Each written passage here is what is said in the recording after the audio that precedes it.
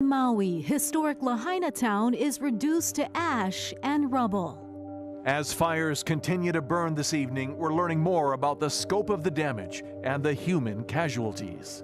Countless families are scrambling to find food and shelter, and tourists are being redirected to other islands. Tonight, live team coverage. We have multiple reporters with real-time information on Hawaii's worst natural disaster in decades.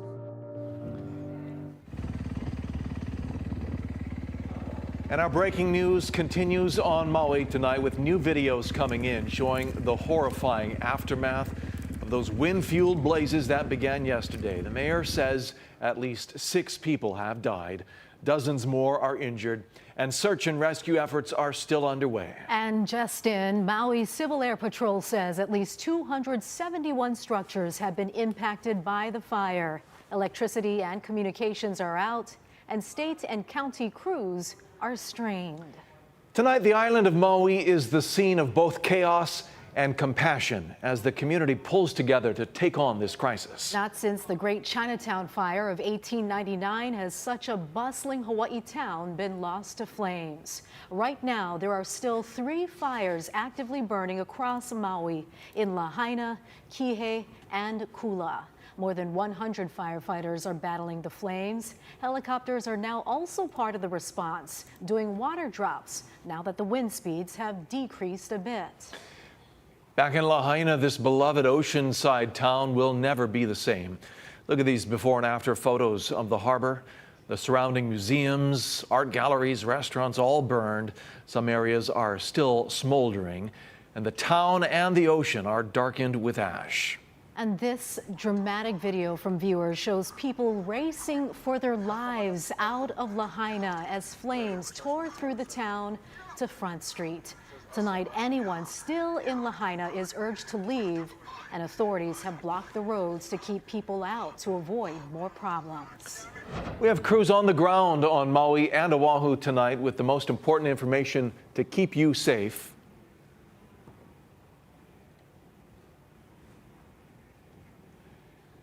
Go ahead. We'll start tonight with our Daryl Huff. He's in Kihei overlooking an area where the fire's been burning since yesterday. You're first, Daryl. What can you tell us? Thanks, Kihei. Yeah, we're on a street called Haulike Street, which is in the Halepilani subdivision of Kihei. Now, we've been following a slow-moving fire that started about 1.5 miles up the hill toward Kula, and it's been slowly working its way south down toward this part of town. Now, we've been watching water drops over and over here as the fire crept up close to the houses. As you can see, there's a lot of people here, very nervous. The entire subdivision is on edge. Now, I'd like to show you, and I think we have this video. We were at this complex called the Kai Wahine Affordable Housing Complex, and we were there when the flames got within about 50 feet of the first of the structures there. The police came rushing in, and they told everybody to move out. They told people, if you don't move out, we're going to arrest you. And they emptied out those buildings from the subdivision pretty quickly. Then the fire kind of moved off, and now it's back over here.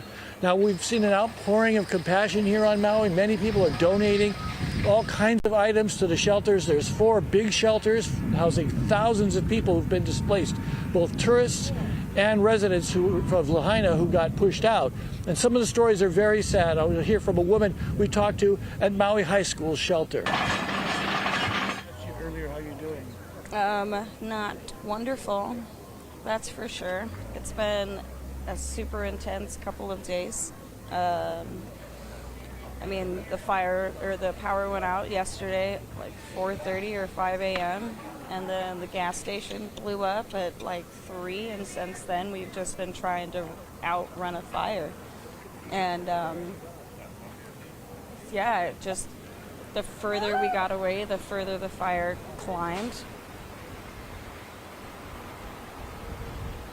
You know, we've heard stories like that over and over again, talking to both the residents who fled, many of them with only the shirts on their backs, with not a lot of warning from officials. They seemed to figure out themselves that fire was close enough and they left. There were evacuations, as you know, but that fire moved really, really rapidly through Lahaina, and many people are just glad to escape with their lives, and they do respect how much rebuilding is going to have to go on, and there's going to be a lot of talk about Maui Strong going on out. Now, right now, it seems like the winds have calmed down quite a bit. I think this may be the evening lull. I can hear a helicopter right now coming for a potential other water drop. But for now, I'll be throwing it back to you folks. This is Daryl Huff reporting live from Kihei, Maui. Thank you very much, Daryl. Chelsea Davis took a boat into Lahaina today to see the aftermath in person. She joins us with the latest there. Chelsea. Yeah, Stephanie, literally just got back from Lahaina. I went with Maui firefighters on a boat because they still have the road here at Ma'alaya shut down. And also on the other side near Kahakuloa, they're not letting anyone through except for emergency vehicles and necessary vehicles, essential vehicles. As a matter of fact, you can see over my shoulder here that large trucks are going in, and I've been seeing that they're transporting food, water, just trying to get to the people out there and help them out as well. We've been seeing private companies, Goodfellow Brothers, at West Maui Construction. So they're only letting essential personnel inside right now. Residents and visitors are not allowed inside of West Maui. But I do want to talk about what I saw out there. You know, we've been seeing the videos. It has been flooding our newsroom, but it's such a different feeling to have boots on the ground and to see it in person. We've been saying it's unrecognizable, and I can't stress that enough. I'm born and raised on Maui, and so I know Lahaina town, and it was difficult to know my way around because a lot of things are just completely destroyed. Everything is in ashes. Street signs are down. We had someone escorting us, telling us this is what the historic Pioneer Inn used to be. You're looking at the banyan tree right now. We are on Front Street right now. All of that was unrecognizable. It was difficult to tell where you are because everything has burnt to the ground practically on Front Street. I understand you're looking at new video. I got that from a resident out there. He shot this early yesterday evening and into the night. This is Brian Sizemore's video, and this is of Lahaina town. You can see the Lahaina Harbor in this video, the historic Pioneer Inn up in flames, boats in Lahaina Harbor up in flames, and you can also hear those explosions as well. I mentioned that resident who drove us around. He lost his home. He was obviously extremely emotional. Listen to him. This is what he had to say. It's going to take years for fix. Years. This is not even the worst of it. Still get dead bodies in the water floating and on the seawall. They've been sitting there since last night. We've been pulling people out since last night, trying to save people's lives. And I feel like we're not getting the help we need. Those raw emotions, obviously you can hear the panic, the frustration, the fright in his voice. I mentioned he took us to his home where it was completely burnt to the ground, and all his neighbors' homes as well. Now, he told me something that really stuck out to me. He said that yesterday he actually left Lahaina to take his family out of the town into safety, his son as well, and then he went back. And I asked him, why did you go back? The town was up in flames. Why did you go back? He said he was born and raised in Lahaina. Lahaina is his town. It's in his heart. It's in his soul. And he says, we don't leave people behind. And that's why I went back. I went back to save my loved ones, to save my family members, to save my friends. Anybody that he could find, he was trying to help save. Obviously, first responders had their hands full battling it throughout the entire night. I spoke to another gentleman, and he said that they were literally running from their lives, for their lives. And he looked back and he saw someone running as well, and power poles just falling down like a domino effect. He said 6 or 7, just one by one, narrowly missing him. He said it was such a frightening scene. It looked like something from out of a movie. He was also extremely emotional. So that is the stories that I've heard out there. People need help. It's difficult to get them help when the road is closed. So they're obviously very thankful for the donations centers that have been set up out here. And now we need to ask county officials, how do we get the help that is collected out here out to them out on the west side? Reporting live in Ma'alaya, Chelsea Davis for Hawaii News Now. Yeah, incredible, raw. Thank you so much, Chelsea. Bring us more when you can. This video shows flames consuming the home of Lahaina resident Patrick Grady as he stood there recording the video, helpless to stop it. The county's estimate of nearly 300 homes impacted comes after flyovers today by the Civil Air Patrol and Maui Fire Department. That includes many of Lahaina's largest buildings.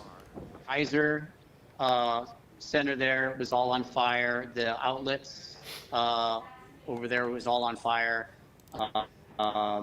Everything was on fire. So I went to Target because I only have what I'm wearing and bought a backpack and a whole bunch of clothes, some socks, toothbrush, all the stuff you need because I don't have anything. Grady says he ended up spending the night at a stranger's house, but then needed to be evacuated again. Meantime, thousands of tourists are being evacuated from Maui to Oahu. They'll be staying at the Hawaii Convention Center for the night. Our Jolani Martinez joins us now with the latest there. Jolani. Steph, there's still no evacuees here at the Hawaii Convention Center, and it may be because they're having trouble getting to the Kahului airport, or they may have booked their own hotels or flights. And we're also hearing that Oahu hotels are reaching capacity. Now, although it's slow here right now, the Hawaii Tourism Authority are staying on standby. HTA says they're working with the American Red Cross to set up this assistance center. The city has a shuttle running every 20 minutes from the airport to the convention center. The center was created to help visitors figure out their next steps since their travel plans have been affected by the wildfires. To help people out of Maui, Hawaiian Airlines has added 3 extra flights, and fares are now starting at $19. But they too are seeing seats slowly fill up. Visitors are being asked to leave Maui at this time. Non-essential travel, we're asking folks to think about rescheduling that. And we do this because we really need to focus our resources and attention on helping the residents of Maui recover. We actually aren't seeing all of those flights filling up just yet, and we think some of the challenge may be that people have difficulty from the affected areas being able to navigate the ground transportation to get to the airport. So we're thinking ahead to whether we need to consider adding some more flights either later in the day or tomorrow if that's possible. But it really is a question right now of is there additional demand and when is it going to come? This morning, state officials said they plan to fly 4,000 tourists out of Maui. HTA expects things to pick up this evening. Again, we are hearing that Oahu hotels are reaching capacity. Reporting live from the Hawaii Convention Center, Jolani Martinez, Hawaii News Now. Jolani, thank you. On the Big Island, 2 new brush fires sparked today in Ka'u. One in Pahala, the other in Na'alehu. The county says both are now under control. There are now also multiple fires advancing toward homes near Mauna Kea Beach. At least one structure was reportedly damaged. Evacuation orders are still posted for residents and guests of the South Fairways and the villas at Mauna Kea. Let's get to Jennifer Robbins now with the very latest. And we still have that high pressure fan that's fueling the trade winds that are coming our way. But Dora now is departing farther away from the island. Yesterday it was at its closest approach, about 500 miles to the south. And with that area of high pressure to the north, lower pressure to the south, that's why we saw very gusty winds across the entire island chain, with the islands right between the two. And normally when you look at a radar, when pulses hit water particles, it reflects back as radar echoes of rain. But what we've been seeing the last couple of days is smoke, an abundant smoke from the fires, especially over the West Maui Mountains. Now things are backing down, but still very smoky conditions, and we're not seeing a whole lot of rain on the radar, just a few windward Amauka showers. That red flag warning has been extended through the morning hours. This is what we're expecting tonight. East-northeast winds at 15 to 30, gusts up to 35 miles per hour. You know, I want to take you back to Maui again and show you where it's actually closed up, and that's all access into Lahaina. And over the past hour, we're told that about 10 buses arrived at the Sheraton Ka'anapali Hotel, and that is to help visitors get to the airport. Okay, so if you're stuck right now and trying to find a way to get to the airport, eventually to get to Honolulu or a direct flight out of Maui, that is your key. Get to the Sheraton Ka'anapali Hotel. That is taking place as we speak, as they want to get everybody in that area out via the Kahakaloa area. No access, again, being allowed into the greater part of Lahaina. We'll keep you updated on the latest information right here on First Alert Traffic and Hawaii News Now.